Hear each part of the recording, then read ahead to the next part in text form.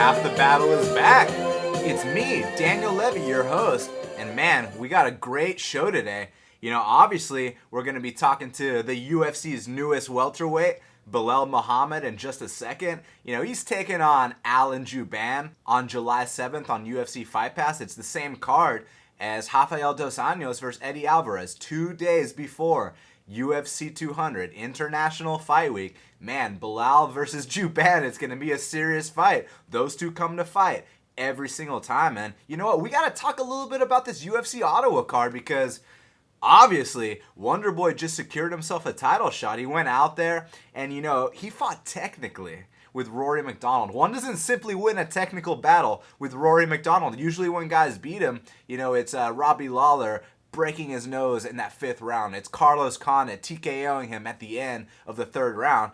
Or Robbie Lawler the first time they fought. He put it on him there too. But everyone else in that division loses to Rory McDonald. And there was an interesting dynamic because Wonderboy and Rory, they are friends. And you guys saw the last time Wonderboy fought one of his friends, it was Patrick Cote, and he would drop Patrick Cote, and instead of following up, he'd help him back up, he'd high-five him, give him a hug. I was like, dude, what are you doing? Please don't do that in this fight. But you know what? He went out there, and he put it on Rory. He put on a technical clinic against someone as good as the Red King, and then also the Cowboy. Man, it's funny because everyone's trendy underdog pick for that card was Patrick Cote, and I was shaking my head because, look, how many times do we have to learn the lesson that Cowboy Cerrone doesn't lose to guys that aren't in the top 5? Now, I know there's always that chance and that instance where someone rises to the occasion, but this just wasn't the time, man. Cowboy always takes care of guys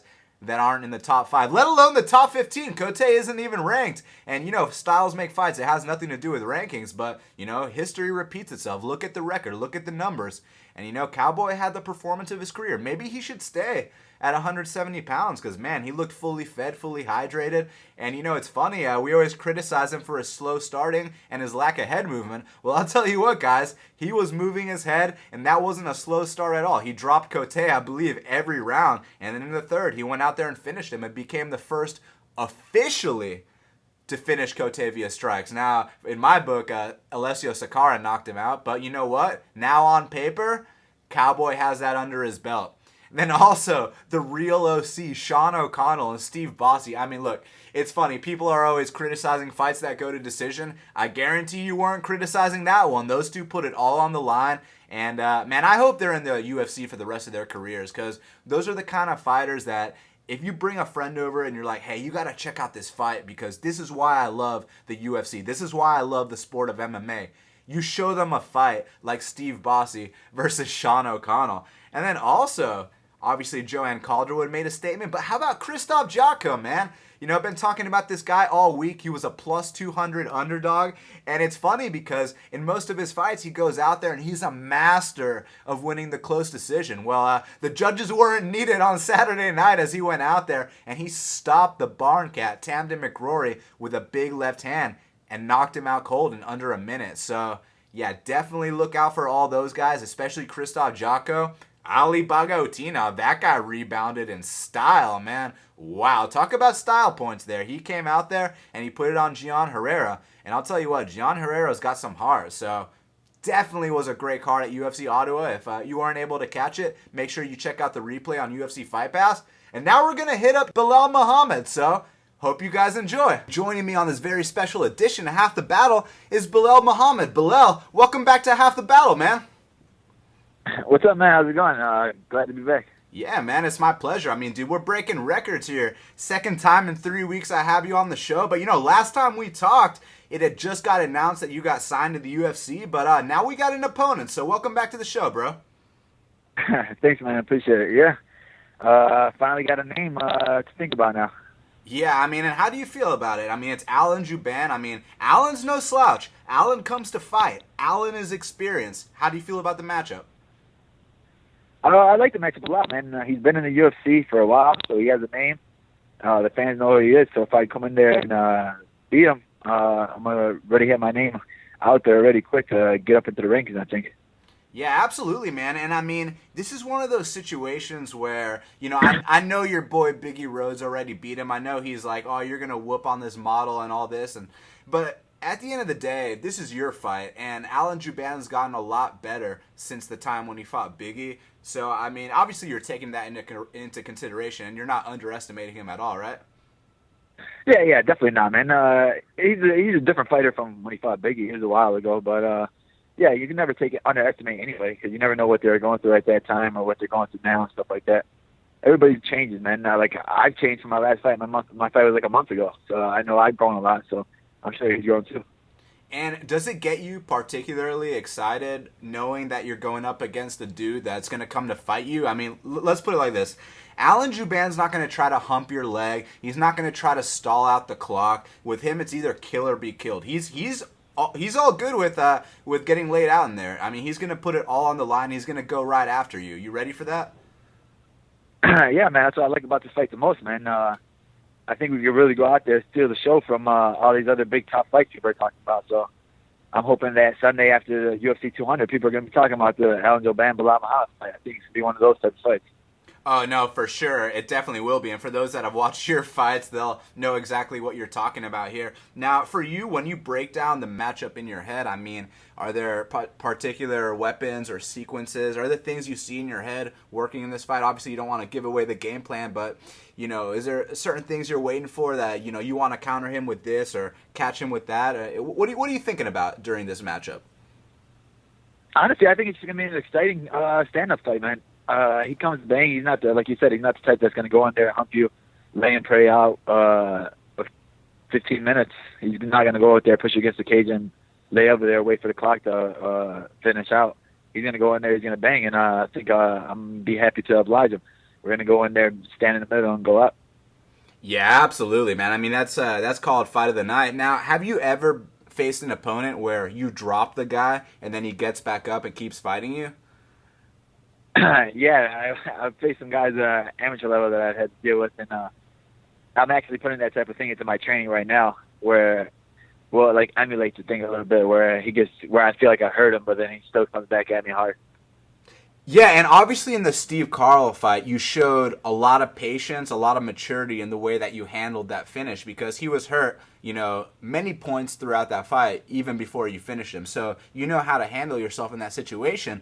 The difference here is, though, now obviously it's the UFC, but the difference that I want to point out is this is a 3-round fight, man. It's you're the champion from Titan, but this isn't a 5-round fight, so you got to get going early. You ready for that? Yeah, I like that a lot, man. I don't have to sit there and train it out, or I don't have to hold back a little more, because when you're doing a 5-round fight, you don't want to sit there and blow your tank out in the first round. Now I feel like I already have a gas tank when it's 5 rounds, so when I have 3 rounds, I could go out there and push it a lot harder, a lot faster. Yeah, so you don't feel like you're a slow starter or anything like that? No, I feel like I could come out there quick and just turn it up. I mean, I'm the type that where I go based off what my opponent's doing, and I'm good at judging how my opponent's feeling and how to put the pressure on him and break him. And Alan Jouban's going to be one of those guys. You have to put the pressure on him early and right away to break him. So that's my game plan, is just go out there and come at him hard, man. Yeah, and when you talk about breaking a guy like that, it's interesting, because with some guys, you hit them hard once and then they're broken. Then they don't want to engage anymore. But with Alan, to break him means to knock him out. Do you agree with me on that? Yeah, he's one of those guys where he gets tougher when he hits harder when he's broken. When he drops, that's when he's the most dangerous. When he's like rocked or dazed, that's when he gets most of his knockouts. So it's one of those where it's 50-50, where you have to judge yourself where you are. You don't want to go overreact or anything like that when you got him hurt, and you just got to be smart in there with him. Yeah, and cardio's feeling on point and everything. Yeah, everything feels on point. Training's going good, and my cardio is always on point. It's just more so just getting the ring time and sparring time in.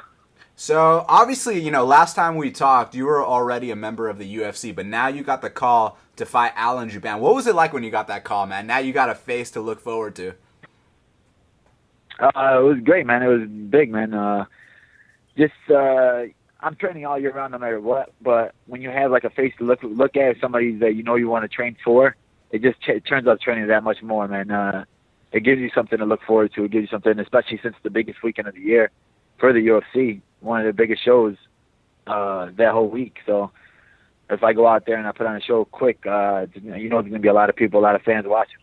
Yeah, absolutely, man. And obviously, Ramadan was recently. Our boy Imad Ahmad, he asked me to ask you this, and I think it's a great question because I would have totally forgot otherwise. I mean, did that affect your training at all? Now, I don't know, what kinds of, what the guidelines are for the Ramadan fast, but, how did that, mix in with the training, man? Yeah, for Ramadan, you're basically not eating or drinking from sunrise to sunset. And it's just one of those where you just got to tough it out. I'm still training my regular schedule, and then I'll probably do something late night too. But it's one of those where it just gives you a stronger mind. So if you could you could push through without water or food. You could push through like 2 days or 3 days without that. Then the fight's gonna be simple and easy for you. So, dude, in a way, is that actually better for your weight cutting? Not really. I want to say just more so. I mean, because you're still eating at night, so you still want to refuel and everything, so you could have energy for the morning or for the practices tomorrow. So it's just how you gotta balance it out, because you don't want to sit there and overeat and then overeat on bad stuff, and then wake up in the next morning and you want to feel all stuffy and you don't even feel like training. So I'm still eating light, but I'm still eating enough food where I'm gonna have the same amount of energy for tomorrow, so I can get through practices. Is this your first time having a training camp during Ramadan? I actually had my pro debut during Ramadan, my first time, so I've been through it before. And like I said, I usually train through it no matter what, so now at least it gives me something at the end of the month to look forward to. Well, you know what, man? In your pro debut, you went out there and you knocked the dude out in under 3 minutes. So if that's any indication, maybe you'll get a similar result here. Yeah, but then I'm just gonna start fasting through all my camps.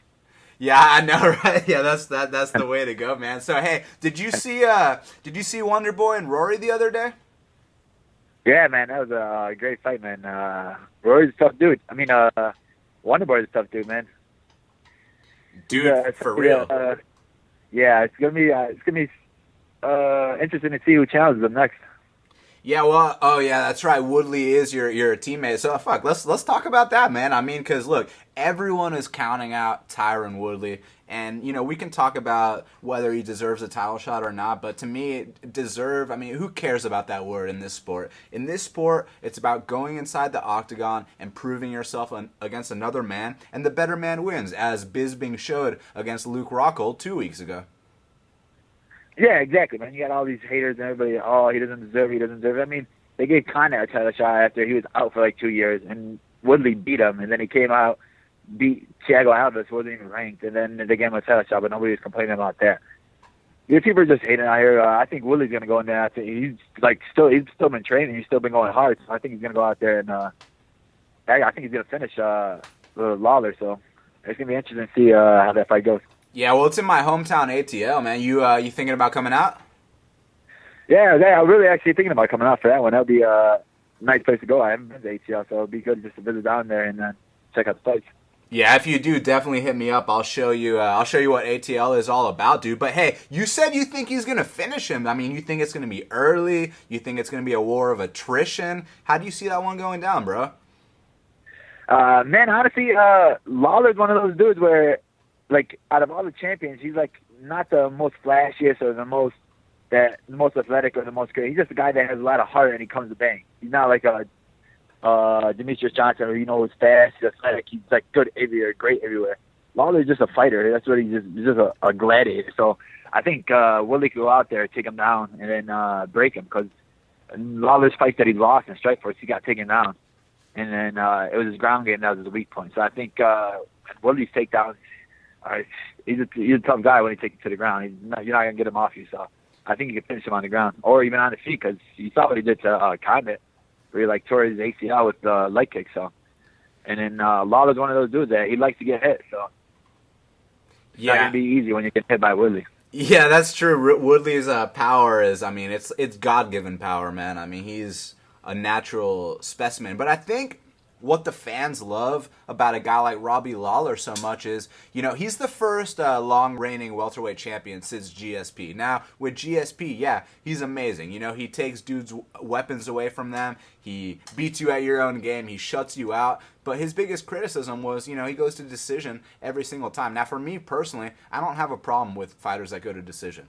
It's either an exciting fight or it's not. Obviously, Steve Bossy versus Sean O'Connell, that went the distance. No one's talking about how that was a bad fight. You know what I mean? It's just about how you fight. And the way Robbie fights, that's what the fans love. You know what I'm saying, Belal? Yeah, I know exactly what you're saying. Like I said, that fight was amazing, man. That fight was crazy. And then you see, like, GSP, where he's going to decision, but it's not like a boring decision. It's not like that Sam Alvey fight against oh my weekend. God. Yeah, let's not even talk about that. Yeah, that's one of those you're like, oh my God, dude, both these guys, what the hell are they doing in it? Yeah, cut them both. Like GSP's bringing action. He's taking you down, and you're looking at him like, wow, he's just treating these guys like they're little kids. So I mean, he goes to decision, but he's one of the freak. He's taking you out of your game no matter what. Hey, and I'm sorry to put you on the spot like this, but if you were Joe Silva, you were the matchmaker of the UFC, and you had two guys like Sam Alvey and Elias Theodorou, and, you put them on your Fight Pass featured prelim, and they go out there and they put on a show like that, I mean, would you cut them both?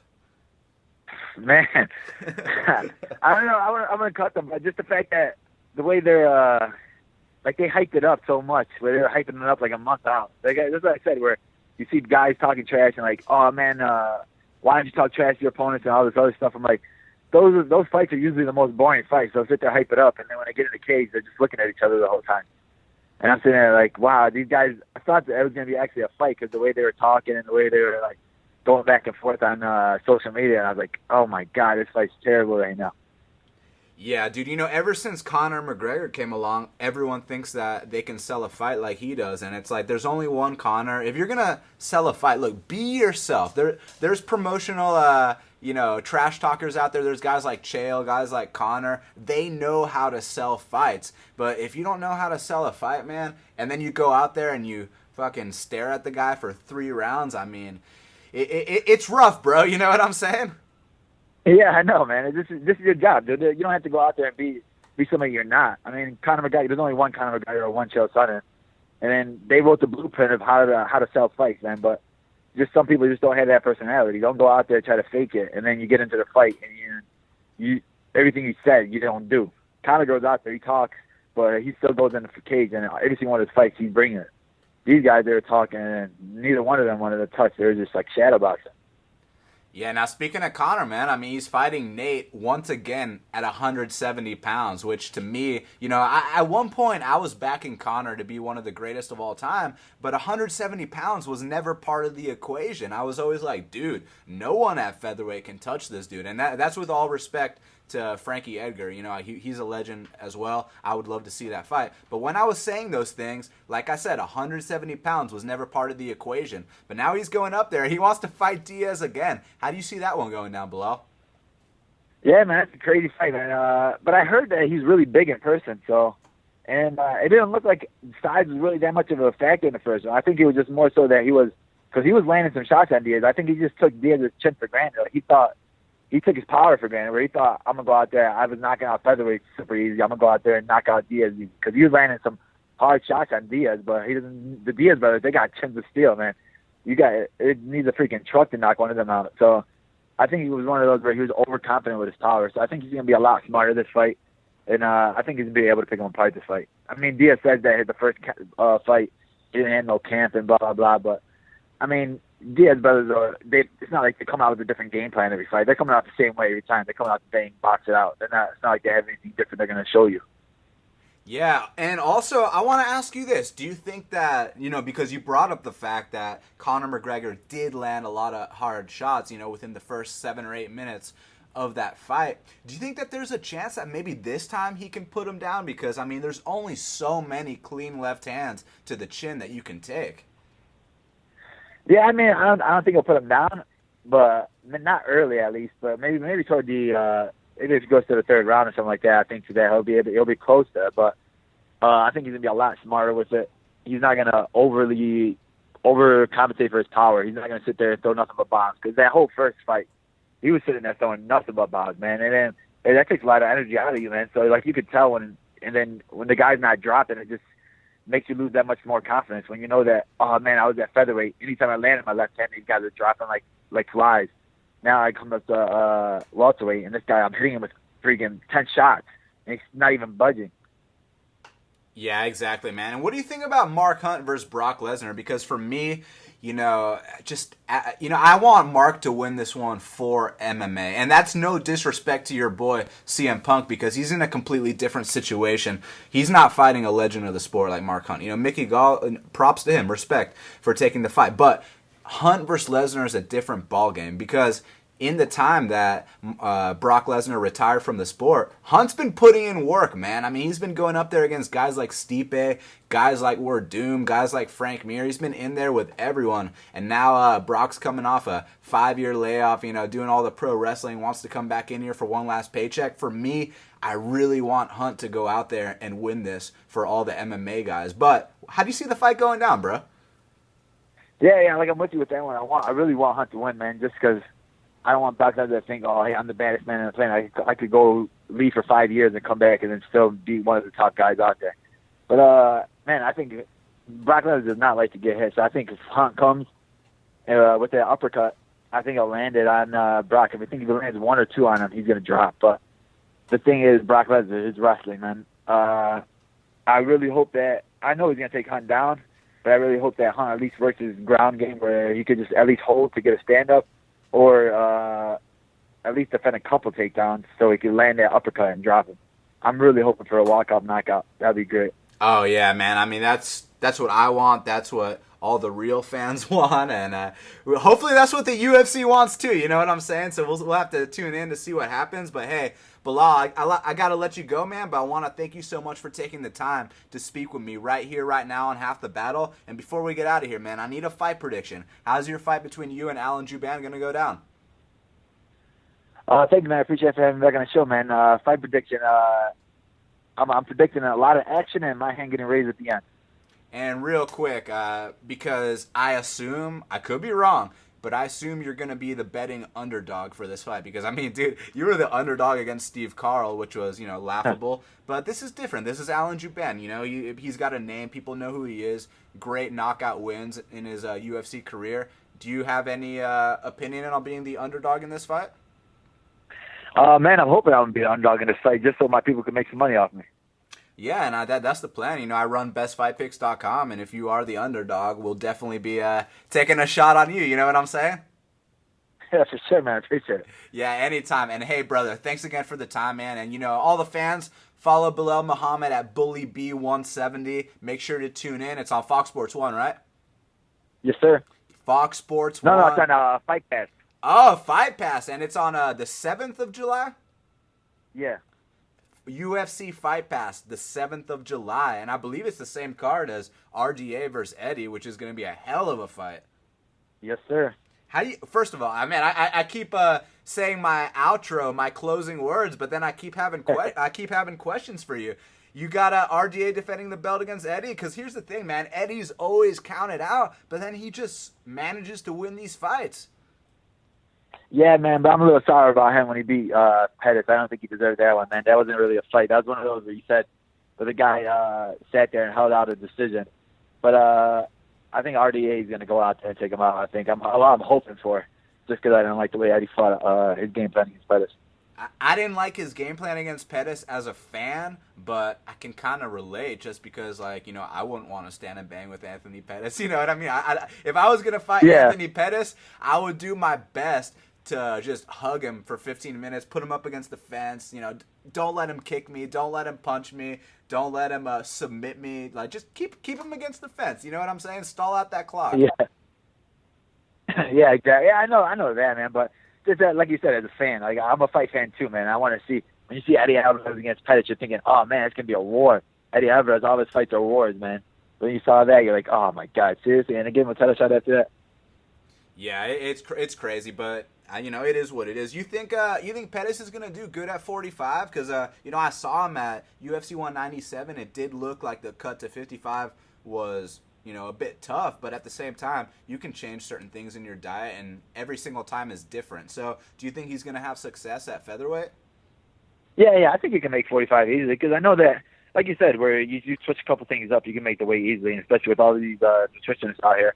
There's always somebody out here that has a new way of dieting and showing you how to eat right. So I think he'll make the weight cut easily, and I think he's going to be someone to be reckoned with at 45, man. His power at 55 was deadly, so I think at 45 it'll be even worse. Yeah, and the guy he's fighting, Duke Bronx, me and my friends, we have a joke. We like to call him Duke Quit. So I think that if Pettis lands one of those big body kicks, or, if Pettis is Pettis out there, he's going to take care of business. Yeah, I said, man, that's what I was really thinking too, man. He lands one of those body kicks, Brian, he'll drop it no matter what. Yeah, exactly, man. Well, hey, Belal, I got to let you go, man. Thanks again for taking the time, brother, and I hope to speak to you soon, man. Best of luck against Jouban. All right, man. Thanks. Appreciate it. All right, brother. Peace out. There you have it, folks. Belal Muhammad. What a cool guy, right? And he's taking on Alan Jouban July 7th on UFC Fight Pass. Make sure you check it out. It's going to be a hell of a fight. And for all the fans, thank you so much for listening to Half the Battle. Make sure you subscribe on iTunes, SoundCloud, and YouTube. Follow me on Twitter at BestFightPicks. Go to bestfightpicks.com. And until the next time, enjoy the fights.